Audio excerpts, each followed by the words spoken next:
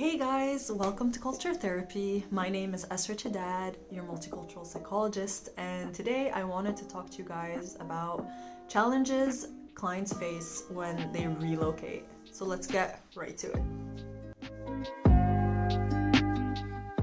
So no matter your destination or your reason for relocating, the change often comes with a lot of challenges.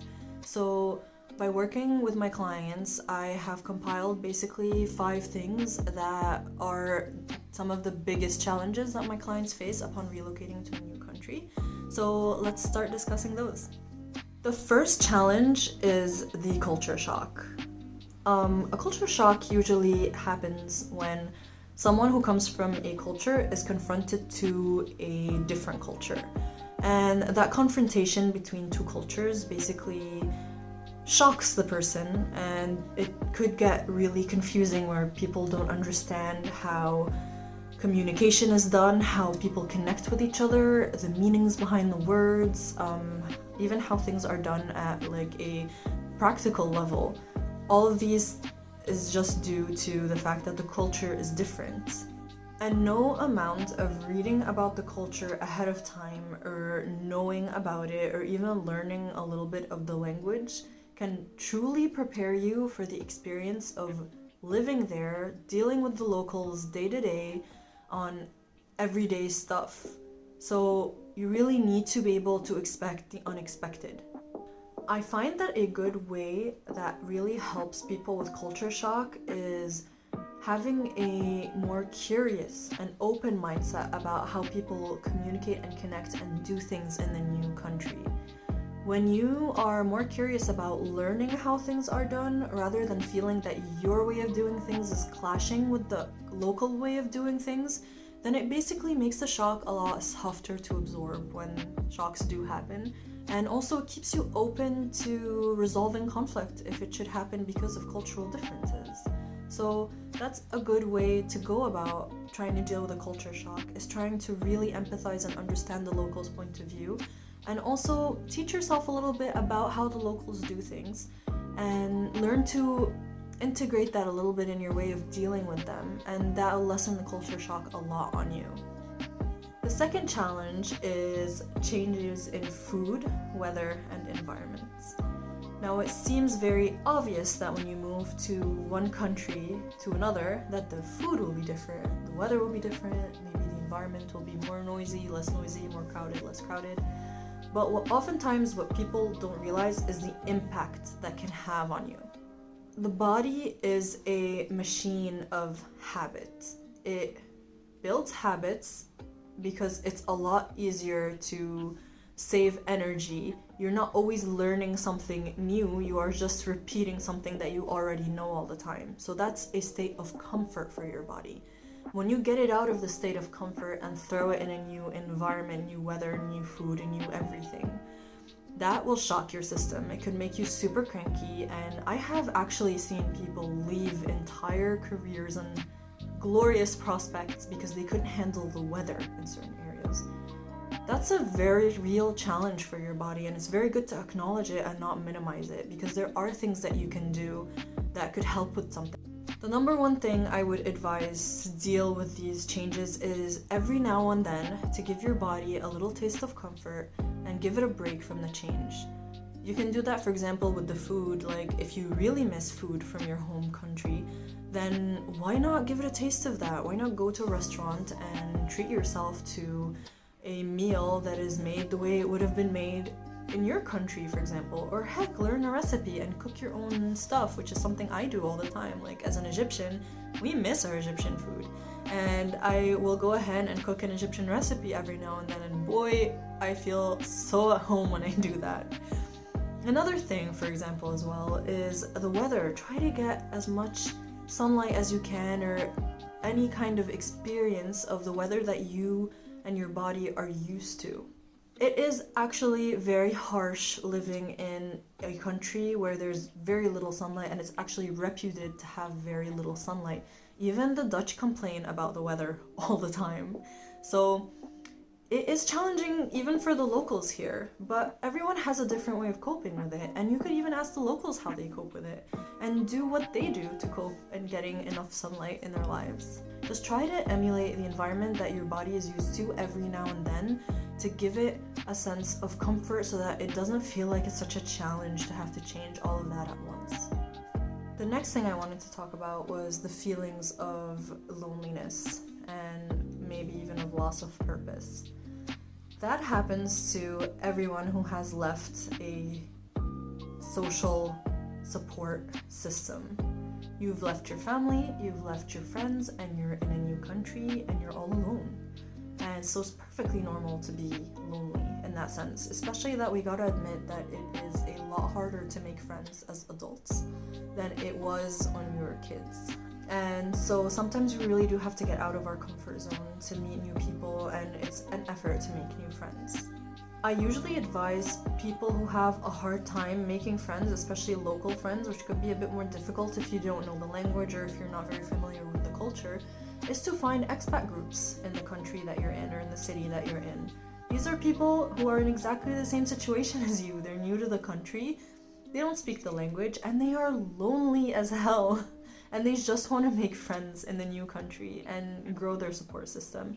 And so you will find definitely a lot of things in common with these people. At the very least, you'll be sharing the challenges and sharing solutions to your challenges, which is already great and is very beneficial, and you'll regain your motivation basically to be a lot more social. Now, feelings of loss of purpose usually accompany not just leaving your support system, but mainly leaving a prospect of a future or a career. So let's imagine, for example, that you left to join a spouse, and basically you left an entire job, career, prospect, future in your home country, and you're here, and now you have to try to make things work again for yourself.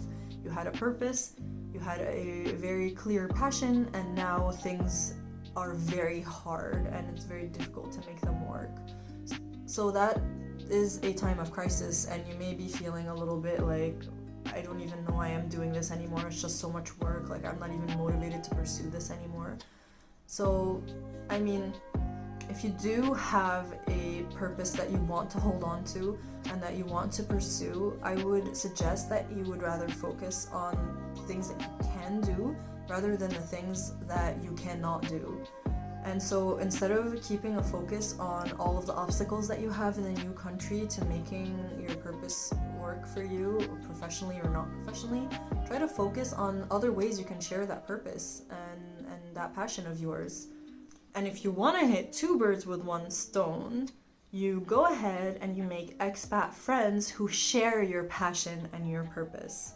And that way you can all build a support system and a social support network for each other, hold each other up, support each other, and then at the same time actually see how you can pursue your purpose and your passion and maybe even create something amazing together. So yeah, don't give up hope, just it's a matter of looking around. The next thing I wanted to talk about as a challenge is not knowing how things work in the new country that you're in. And I mean this on a very practical level. You may not know how the healthcare system works, how the social system works, how the political system works, or basically any system that could be very different from the systems that you have at home. Maybe putting your kids in school is done in a very different way, or even seeing a doctor could be done in a very different way. I know for sure that getting to see a doctor here in the Netherlands is done very differently than it is in Egypt. So these are all challenges that I think is good if you know ahead of time how to deal with them. I definitely advise that you be prepared ahead of time in gathering as much resources and information as possible and building a game plan for how you're going to, act in these different systems. That way you are prepared and there's very little that could surprise you. And even if something does surprise you, when you get there, there are locals that you could ask for help. Locals are always, usually they are super friendly. Maybe not always, I'm not going to exaggerate. But most of the time, they're really, really friendly and they want you to have a very good experience in their culture, and they want to ease things up so that, you know, you could go home and say, yeah, the people are really nice, you guys should come visit, and these, you know, little nice things that are being said about a country. And so, yeah, ask them, and I'm pretty sure they'll be more than willing to help. And even if they cannot help you and they're being very direct and honest about the fact that they have no time to help you right now, at the very least, they will point you to resources that you can look up yourself and information that you could get yourself, and that will be very helpful. I've had that happen several times here in the Netherlands where I didn't understand how things worked, and I asked my Dutch friends and they would either tell me how things worked, or if they didn't, they would tell me which website to visit and what to do basically, or who to ask. And it's worked every single time, and I've always had the support and the information that I needed to make sure that I achieved whatever goal that I wanted to in understanding the system. So take advantage of the locals, of how friendly people are, and also of the wealth of knowledge on the internet about how the systems already work. And last but not least, one of the biggest challenges when you arrive to a country is the language barrier. The language barrier is a very frustrating challenge to have. It's basically all of the above points, save for maybe the one about food and weather, environment, can be so much easier to deal with if you actually had good knowledge of the language. Here in the Netherlands, despite being the number one, like the top English speakers as a second language in all of Europe, there are still resources and websites that are built to help expats that are only in Dutch and that don't have an English page or an English translation. And so even here, they are guilty of that. And it would have been so much more helpful if the expats here had known a little bit of Dutch or had learned Dutch. So I am not saying that people should, you know, learn the language before they arrive and make sure they are fluent. That's basically impossible. But what it is that I don't want you to lose hope in that, you know, or motivation that this is going to be such a frustrating thing and that you start hating the language because of it. It's actually a great skill to have. When you start learning the language and you really take it seriously, well, first of all, you'll have a new language, which is always a great thing to have. And second of all, you have full access to the country that you're in. And don't worry also about, you know, trying to improve the language if you didn't have time before you left, or you feel like you're not learning the language fast enough. When you actually arrive, you have more than enough situations and ways for you to be able to learn the language. You will hear it everywhere, you will be able to read it everywhere, you can speak it with anyone. It's just, you'll be able to practice more than you've ever could, but you just have to take it seriously and really put it in the forefront, and that way you can learn it very quickly because you're already immersed in it. So that is all I have for today. Thank you guys so much for watching. I hope that the video helps you see a little bit more how living in a foreign country can be a little bit challenging with certain aspects, especially in the first few months to a few years even, and that you're definitely not alone in thinking that the weather is too harsh or that you really miss food, or that the culture is really shocking, or that you're really seriously lonely and you don't know where you're headed and you feel lost. But there's always going to be help, and there's always going to be resources. There's a start at shifting your mindset, but then there's also more professional help that is available for people. So take full advantage of those. You're not alone. Do your best, and hopefully this video will show you that and help out a little bit. So thanks again for watching. If you did like the video, please give it a thumbs up, and yeah, subscribe to more content on culture and psychology, and I'll see you guys in the next video. Bye!